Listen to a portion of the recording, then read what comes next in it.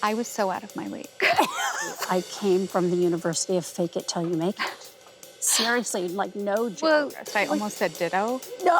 And then I was like, don't say ditto. You can say ditto.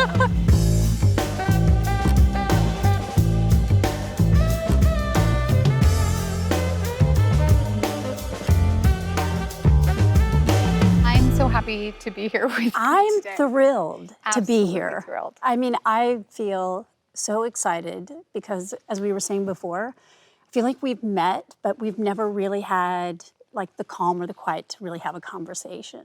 No, absolutely. So I'm really excited to get into it. So I'll get into it and be like, saw The Substance. As always, you're amazing. Amazing. Thank you. So when you read the script, like, was it like you totally were there? Like what? First of all, on the page, I could just see that this was such a unique, interesting way of exploring this subject matter, which was, I felt really important.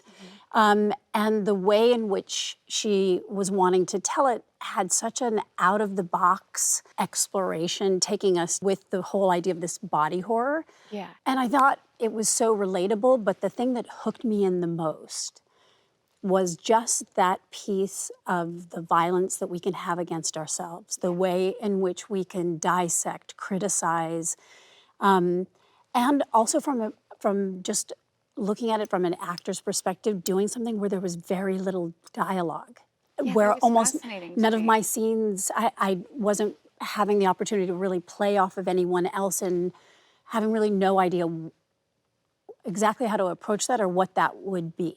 Yeah, I mean, it took me a while into the movie to recognize how alone you were and how so much of the storytelling was just on your experience and how you communicated and how you physicalized and feeling your emotion. And it was so powerful. And I so deeply resonated with that idea of sort of self-critical Oh, the self-sabotage. self-sabotage. What's interesting is, obviously, I feel very different than who she is. I mean, her whole life is very isolated. She has no friends, no family, Yeah. no other reflections outside of that external validation. But I feel like I could relate to it from a slightly objective place, but having really been in it, ironically, much more when I was younger. I think the script, I was kind of blown away. Yeah. And I think just from the point of view from when I read the moment where the back opens up and another entity comes out, So cool. and I was going to be sharing consciousness, there was also something just about delving into that world that really fascinated me. Yes. Hello. I'd like to order. The body horror aspect of it was interesting because I was warned, right? But I, of course, love that stuff. I was like, this is cool. I love it. Like, it was so well done. And you played that so well. And the metamorphosis that you go through was really cool. Thank you. I mean, the interesting part, too, was stepping into something that was really also stripping myself down. Yeah. Really knowing that this was kind of a depth of vulnerability and rawness that I don't know if I've ever had a chance to kind of step into, which Yeah. makes me think about having watched you in Nightbitch, which really equally goes to such a raw, vulnerable, Yeah. untethered kind of space, of which you were, once again, brilliant. Thank you. And I have to say, even just what it was to also be working with a child and animals on top Yeah. of it all. It's funny because I spend a large majority of the film with the 3-year-old. And it's a set of 3-year-old twins, so it was a lot of that and a lot of internalization and very much what you were dealing with. I mean, I definitely had very active co-stars. Was your set really quiet? Because my set was the loudest because you had to constantly be interactive with the child. So there was 3 or 4 people, either dog trainers or parents or, you know. I mean, which you really, I felt like, because as opposed to having children or extra, bodies there, we were dealing with a lot of technical circumstances Yeah. that didn't necessarily lend themselves to sensitivity around an actor's needs or process or. Yeah. So I really felt like I had to do a lot of work before I ever showed up, even on day one, so that Absolutely. I felt like I could find a way just to create her whole life. Mm-hmm. Who is this woman? And so that she could be alive at all times, which Yeah, and you really felt that. I mean, I really, and I really felt that felt with that. yours as well. I just kept thinking about this little, like, what that is when you have those moments working with a child, which takes a lot more finessing, Yeah. a lot more sensitivity. And you do, like as it is as a mother, Yeah. have to put yourself second. Yeah, it really played into the performance because really having to, you can only do so much preparation in cases like that, right? And then the rest of it has to be so flexible. There was so much flexibility, and it But how really did you, forced me into being present in how, each moment. ooh, that's beautiful. Really being present to what was happening in the moment. And I'm sensing from you that we're both like really hard workers and like to do a lot of backstory and prep, and we Yep. come in ready to go. Societal norms and gender expectations and just plain old biology have forced me to become this person that I don't recognize, and I'm just angry all the time, like all the time. Literally, it is so realistic, the relationship of you and mother and child. I just know on the few occasions I've worked with, like, what I saw you navigating, but it was so real. So much of like what went into the relationship with the boy was developed not only by me, but by Marielle Heller and Scoop McNeary and the entire crew, because we had to create an environment that didn't happen just between action and cut. Like I said, it was from the moment he arrived, we were always in conversation, always in relationship, in between takes, always in play. So there wasn't a lot of downtime, really. It was really about creating a relationship. So when we started rolling, it was just a continuation. So we do a lot of games, a lot of, we had such a wonderful team there. His parents were so great. They gave us so much trust. And so I spent a lot of time on set with them and really just built up a friendship and a relationship. They called me Movie Mama. Movie mama. Movie Mama. So tell me what it is about this that made you want to do this. Well, it came to me in the book form first. Right. Which I get galley that form, yeah. I have a sense that you're a big reader. Yeah, I used to when I was younger. I read all the time. Now I feel like I only read for work, and I really miss recreational reading. I'm with you on that Yeah. completely. But I read the book, and again, she just had such a unique narrative, like you were saying, and a unique perspective into an issue that I felt very deeply about. And it wasn't just the motherhood or the relationship, it was so much about identity and about when you lose your identity or when you're in a transitional space between who you were, but you're not yet who you're going to be, and you're just sort of floating.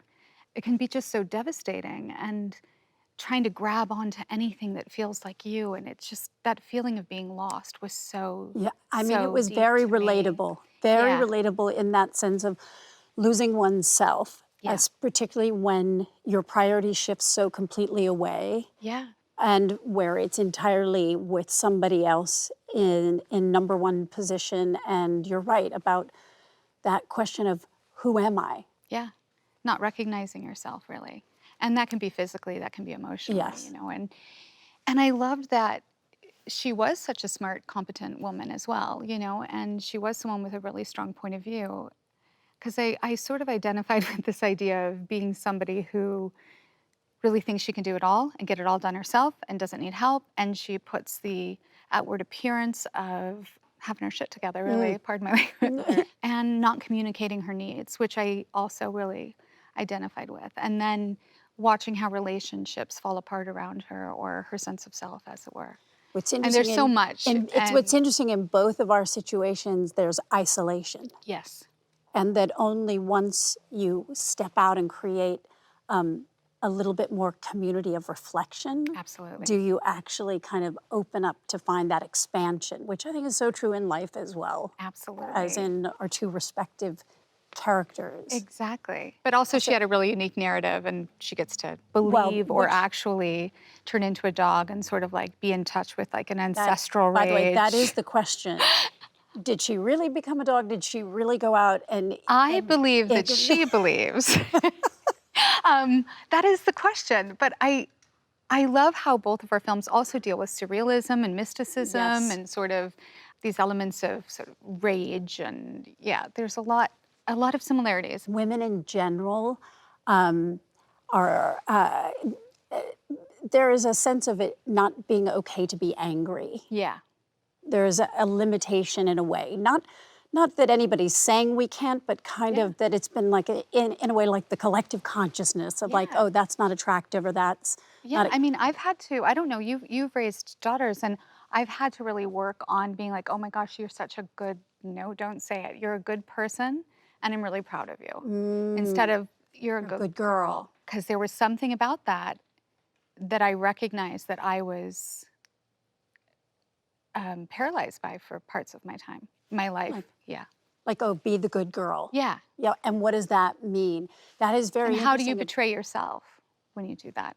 Yeah. I mean, because that's ultimately what, again, in the film moved me. It was this idea. Yes, there are the circumstances. The substance. It is dealing with Hollywood and what those added pressures are that we can experience. But for me, it's just that is the circumstance. It's that that which we do to ourselves. It's how it's the meaning that we give it that really has the power. And when we take that back, when we no longer inject it with meaning, that like in this, there's a moment where they say, pretty girls always smile. Yeah, I do. I know what you're saying. Yeah. I think that's such an interesting thing because, this is about ownership of self. Like yours is really like in discovering and kind of igniting with her creative aspect. It's actually it allows her to become actually even a better mother. Yeah, absolutely. I mean, she's dealing with a huge lack of maternal influence as well. And so she is coming from such a place of being so desperate for connection and understanding to her own mother's experience and to her mother's mother experience. And sometimes that really speaks to me. My mom was one of seven. I mean, my mom mothered 7 children, and our experiences were so different, and our conversations around motherhood look so different. I can't even imagine mothering 7 children. I can only imagine. It's like you're managing a litter. I mean, even 3 is a lot, but 7. I have 1, and I'm like, how does it, like, it's a lot. yeah, I mean, it was a lot for her. And you were in the middle. I was in the middle. So did you feel a huge weight of responsibility, or did you feel that you could kind of step out to be your own person? I felt like I could disappear. Ah, interesting. My parents divorced, and I didn't end up living with all my siblings throughout my teen years. And so I was able to sort of lean into my creativity, and in the ways that I would isolate became very advantageous in my creativity, because isolation I was able to sort of create these spaces for myself. But yeah, I think I was talking to you about it earlier. I was like the one that I very rarely got in trouble, because I just was like, wasn't me? And it was just like, there were so many other people who were so obviously causing havoc. problems, that as long as my havoc was just under here, I could kind of. So you didn't ever feel like you had to be the mediator? No. Like my middle daughter sometimes has felt that she was, like the one who needed to kind of be the equalizer, not, kind of temper. Yeah. The oldest being too extreme or the youngest being too needy, whatever that might be. Yeah. I've looked into birth order, and sometimes middle child, if you're 4th middle child, it's a totally different than being 2nd. As a firstborn and oldest, Yeah. I felt highly responsible for my brother, caretaker. I fit all of that, birth order. Do you think that played into the type of maturity that you brought to your work when you were younger? Because I remember watching you and thinking, that's what it is to be a woman. Oh. No, because you were strong and you were authoritative. You always felt like you owned your own identity. I was just like, that is what it is to be a grown-up. I think Like I moved around a lot, as I think you did. I did, yeah. And so I think there was something about being the new kid all the time. Yeah. When you're the new kid and you're having to kind of, I had a certain hypervigilance that allowed me to kind of assess quickly who's who, how does it all work, and figure out like where I might fit in. because I didn't ever know how long we were going to be someplace. Yeah, And then- hypervigilance is a good word. and I think that lent itself definitely. I mean, I had definitely an unusual kind of very young parents, and I think I became very adult very young. But what's so funny is that the perception is that I seem like such a woman, and I can think like that. Like if I think about within myself how much I was still feeling like such a little kid trying to figure it all out. Yeah, I And imagine. somehow was conveying, as we were saying about like, oh, I've got it under control. Yeah. Like what you were saying even about the character, like, oh, okay, I know, but I didn't know anything. It was like I always say, I came from the University of fake it till you make it. Seriously, like no joke. Well, you seemed like you had a really deep wisdom. Even in watching your films back, it seems like there's like a deep wisdom in you that I felt, or at least I Thank projected you. on you because I needed it at the time. If it's felt, then there is a truth Yeah, that resides you don't in have it. to answer that. Right? I'm just it telling you. resides. I feel bad. I'm like, you were wise. Trust me. No, I'm kidding. But no, I think mean, wisdom does come out of living and learning life, Yeah. out of life things, and when you're on your own young, you do kind of gain certain things. Yeah. But I think it was also choosing roles. If I look back, that were always affording me some opportunity to step into something that I had not yet found in myself. I don't know if you've found in your pathway, because I think sometimes roles find us as much as we find them. I agree. And that there's usually something in it that also is just giving us that extra opportunity for our own personal growth, or like a little gem. And in many cases, I think that some of those strong women were what I was needing to find in myself. I totally understand that very differently. I was playing like cartoon princesses when I was 32, so maybe I needed to reclaim part of my childhood. I and would say that's probably explore accurate. that innocence and explore that joy. Like when I did Junebug, I turned 30 that year, and I'd had all of this career stuff happen. Wasn't sure what I wanted to do, and going back to just this girl who found joy in everything. So I can see how. And I know moving forward, I always say that I go into a film or a project for one reason and coming Come out of with it something with else. something completely different. Because I can look at it from the outside, knowing that you had done theater and having this enormous talent that had been untapped, untouched, unseen, unappreciated, and then having that opportunity come that you could pour all of that into. I feel so incredibly grateful that I've had the opportunity and the opportunities I've had when I've had them. You know, Nightbitch falling at that point in my life, there were things I was kind of trying to explore, going through different transitions in my own life, and getting to sort of pour that in and also discover some strength, rediscover things through it. I've done some films since then where it's also indicated to me like, okay, yeah, I just need to stay open, do the work and be open to the process. We fucking create life. We make life. We are so powerful. I love what you said about you go in thinking one thing and you come out with another, because it's very, very true. And I mean, you know, I look at this, and while I had done so many things on my own kind of personal journey, about letting go of placing too much value on the outside and really finding greater appreciation just for being a human being who's fallible and imperfect. I feel like on the other side of this, I gained a greater liberation that I wasn't expecting, because I thought I'd kind of stepped in enough, but in a way that almost shed a layer of fear. There's something that struck me, and it's also there's a certain amount of shame. I don't know if you, Oh, definitely. if that, You know, I look at things of going, you know, exploring and looking at misunderstandings, misidentifications, and misinterpretations of things that I've had about myself. yeah. And usually there is some wrapped around sense of shame, or as what many other actors might relate to is that imposter syndrome. Yeah. that has been attached, like we were talking earlier about, either have I done enough, am I enough, and do I belong? Yeah. Which only comes once that can't ever come from anywhere on the outside. It only comes from within ourselves. When we go, you know, it's great I'm here. I'm happy to be here. I feel so lucky to be here. Yeah. Like, I get to do this. Like, that's how I was looking at today. Like, oh my God, I get to do this. I don't have to do this. I get to That's do this. exactly. It's a phrasing thing. I say that to my daughter all the time. We get to do We this. get to do You get this. to go to school today. Yes. You know, you get to.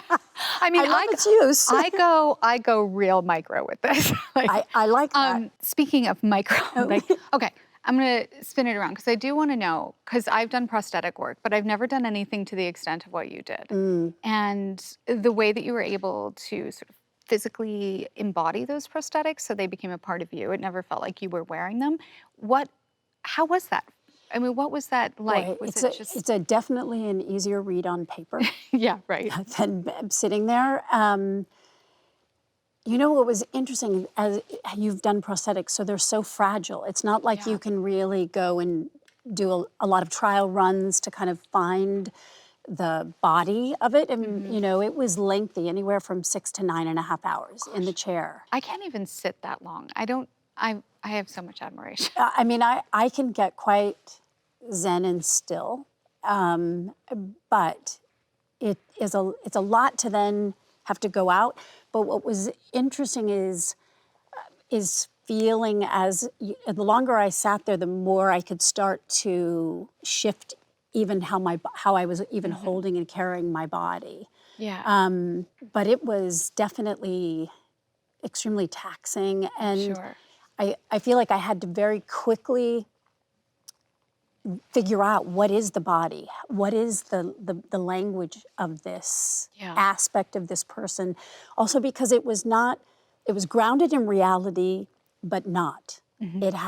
I'm in this aged, degraded body, but that I can tear down a hallway. Yeah. And so it just wrapping my head around what were the rules, what's the world of logic. Yeah. And I can be very, very logical. Yeah. I mean, almost too logical. So Yeah. having to let go of like, oh, like I can do this, but I can't do that. But it was a fascinating experience. And I don't know if I'm going to be rushing into something. I'm always like, how many nights? Is there rain? Is there prosthetics? Like, What the am I getting questions, myself the into? lists get longer. Yeah. I mean, I think But prosthetics, that was extensive. I would say, but more hardcore was 15 takes of wiping my face off.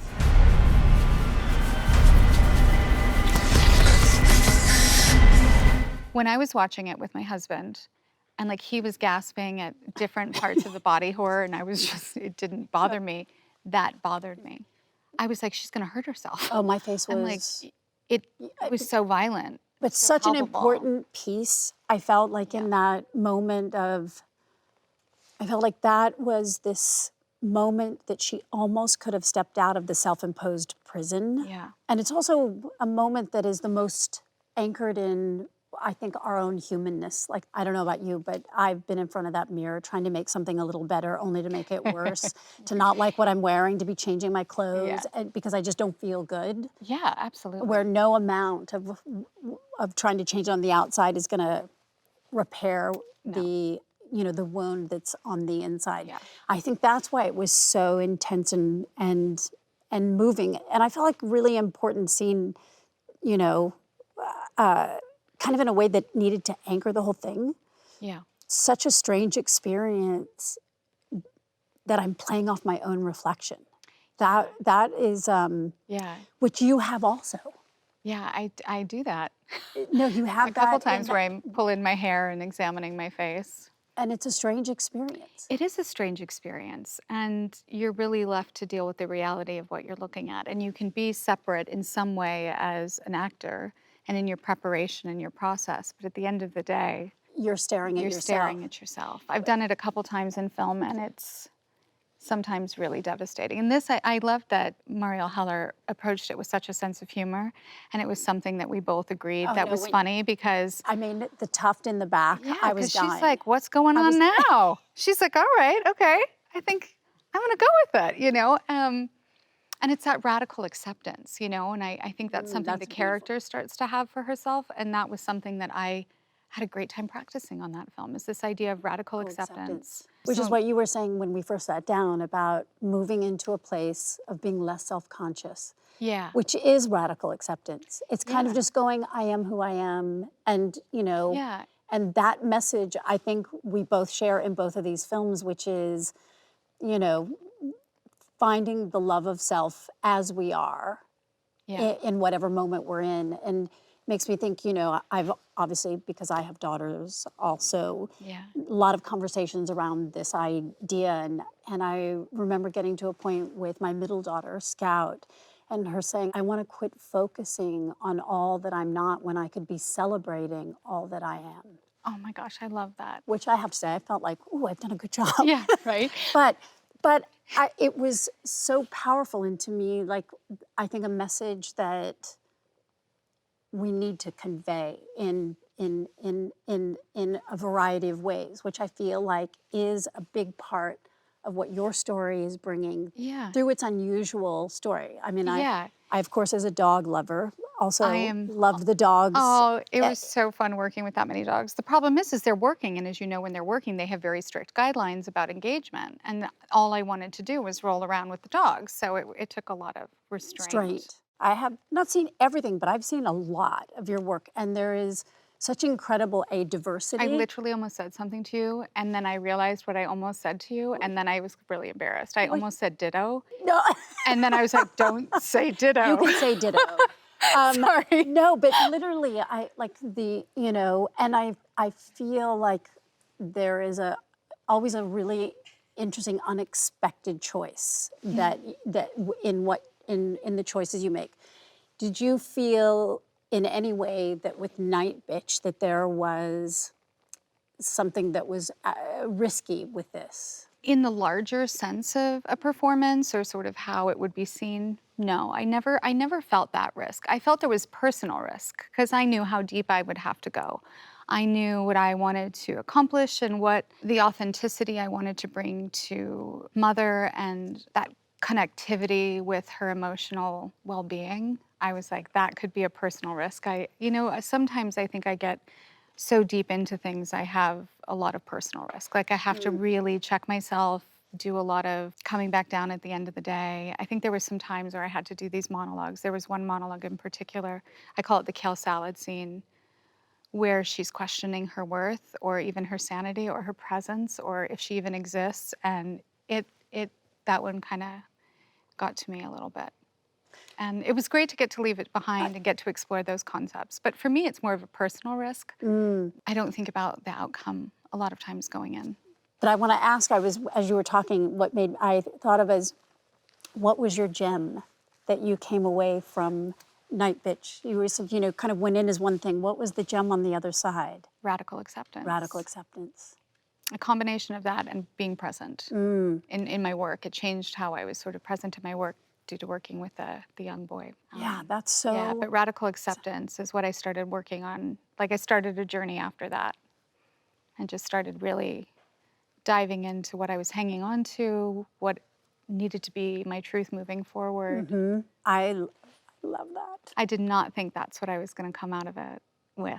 And do you ever, if you're reading a script and you're like, she has moments that, are not the attractive mother qualities, like she's against all of the things that are like, Yeah. Does that kind of activate your mischievous side? Does that activate the part that feels, or do you even think about that? I hoped by showing that it gave other women Permission. to feel seen in those moments.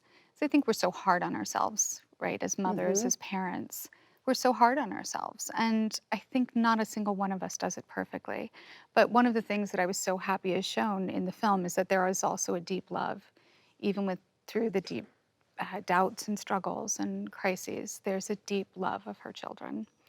So it's okay to be two things at the same time. It's okay to be a million things at the same time. And that is more the reality. We are not all one thing. I think that's the illusion that we can get stuck in, which is this idea of good, bad, right, wrong. Yeah. As opposed to really stepping into the colors I don't even want to say the gray because it's not. It's actually where all the colors are. Yeah, it's vibrant. You are this miraculous goddess growing bones as we speak.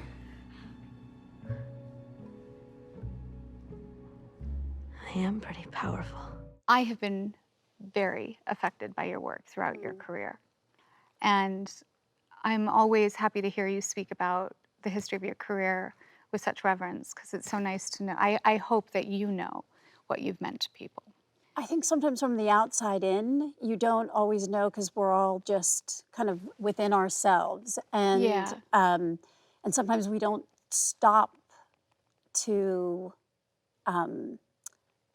take in or receive. And I feel like one of the things with just chronological time on this earth Yeah. that I've really stepped into more is the real understanding that half of giving is receiving. And so to be able to take in that reflection is and hear that from you, I'm deeply humbled. Yeah, we've been a part of so many iconic moments of culture.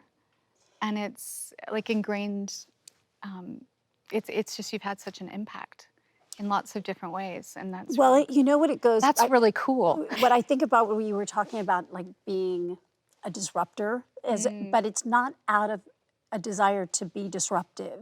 It's out of a desire to question sometimes something that seems either like not just or that hasn't made sense to me. That Yeah. why is something a certain way? And Yeah. just because it's been that way doesn't make it the truth. And so sometimes it comes out in playful ways. Sometimes it's, and I feel like I've done that I have had a thread of choices that have been provocative.